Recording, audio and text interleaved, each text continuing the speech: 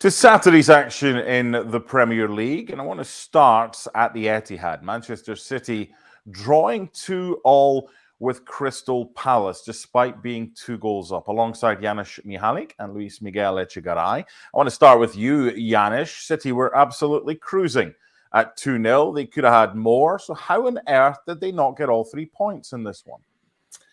Yeah, the easy thing would be to say they took it for granted that the game was won. It's true, probably. They're that good. I mean, they total control in the first half. And then you'd have to say that in the end, total panic, which is unusual, right? For a team that usually has 70, 80% possession, it would have been so easy at 2-0 to obviously see the game out. And of course, we saw the goal, a couple of mistakes in the back, which brings us to, why that happens. And as we've said, lots of control is one thing, but being bad defensively is another. This is 20 goals in the Premier League. What is it, 17 games?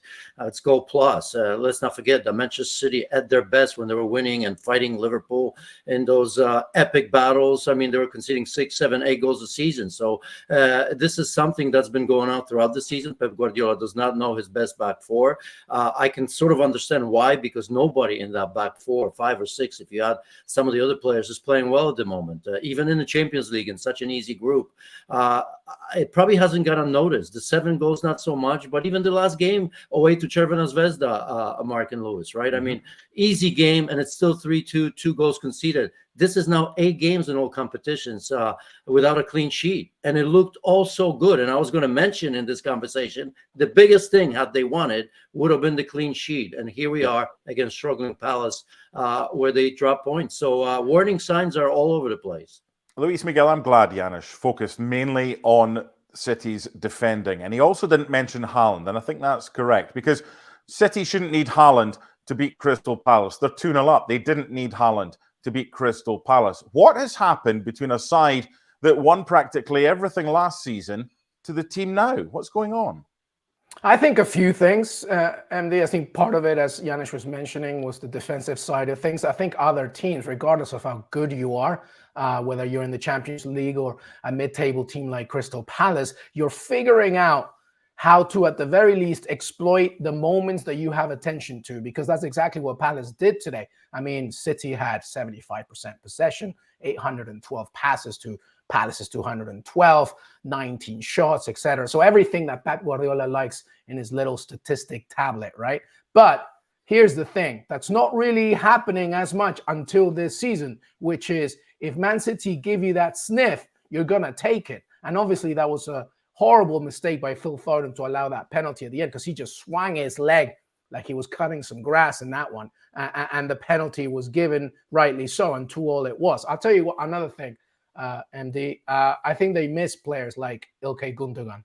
I think losing him was key, because I think when things are not going your way and you don't have your talisman like Erling Haaland and even Kevin De Bruyne, this is the kind of game in another season where Gundogan was just taking it by the 2 horns and just taking care of business. I think those tiny little factors are all adding to the component that, yes, Man City are allowing you to play, but everybody else right now is trying to figure out what can we do whenever we get that opportunity, and that's what's happening. How do you fix it, Janusz? Well, I mean, we don't have a crystal ball, and we're so afraid to say that, that this is a downfall of Manchester City, and I'm not insinuating that, but it hasn't been as good. I think defensively is first. Remember how it all started.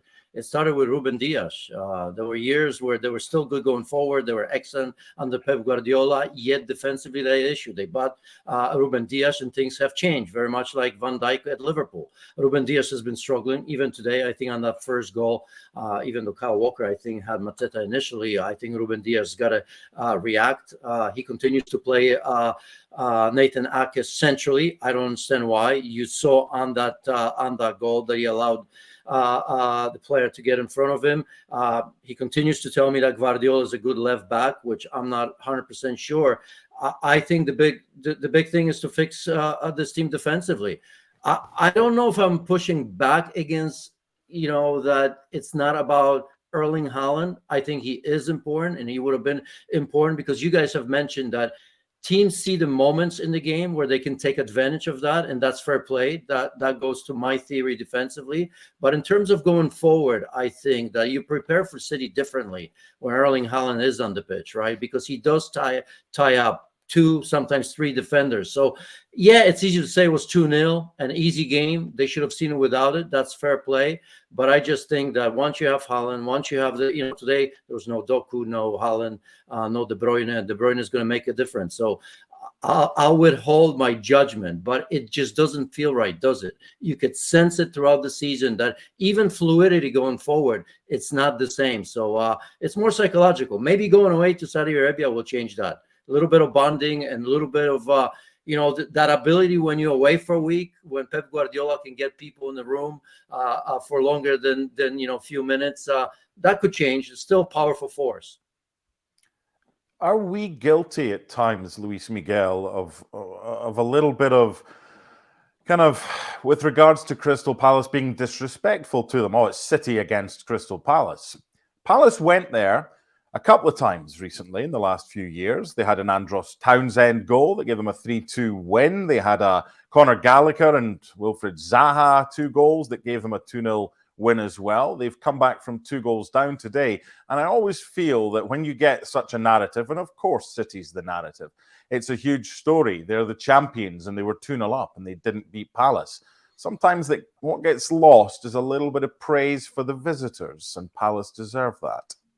100%. I mean, you have to begin with the fact that they got a valuable point. And you mentioned that the results in recent years has come to the favor of Palace, specifically when they had the likes of Zaha, Conor Gallagher, etc. But they have talent. I mean, we're talking about Michael Olise, who's, for me, one of the best players in the Premier League, of course. And they held collectively strong, even though the stats showed the amount of possession that City had, all the passes. It doesn't matter in the end.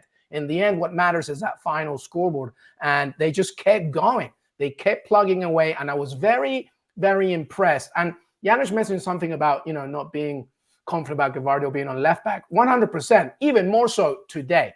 You don't really want that kind of a left back against a strong, fast, smart, dynamic attacking lineup of Crystal Palace, who are going to hold you. They're going to wait until you lose the ball. And then, boom, they're going to pounce. And that's what happened.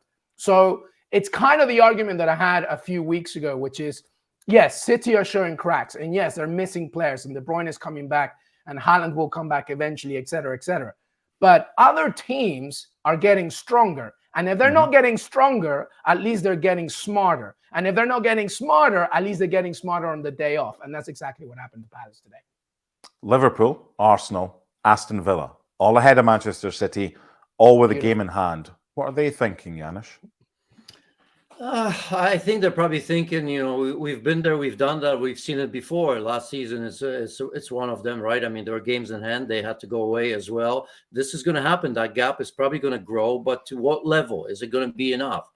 They're probably thinking of taking advantage as much as possible, not allowing Manchester City to do what they normally do, get organized in the second half of the season. Now you're going to have a couple months without the Champions League, of course, which helps recover some of the players that we've mentioned, because they are significant. Erling Haaland, Doku's been absolutely outstanding, and De Bruyne is going to come back and is going to make a massive difference. So I think these teams understand that it's silly to say every game is important, because of course they are, but I think you almost think to yourself, they're not right. Let's make sure that now is the time that we get maximum points, not later on hoping that somebody's going to do them a favor. So they sense it. But to be quite frank, I don't know if there's one team without a problem right now. We'll get to some of the other ones, because what we're seeing right now is unprecedented, at least for me. I didn't do any scientific research, but it seems to me that a lot of the big teams are missing key players. It seems to me there are more injuries and suspensions than maybe in seasons past. So, there isn't a team right now where you can point towards even Arsenal and Liverpool and say, wow, they're playing lights out. If they continue this, we're going to have a new champion.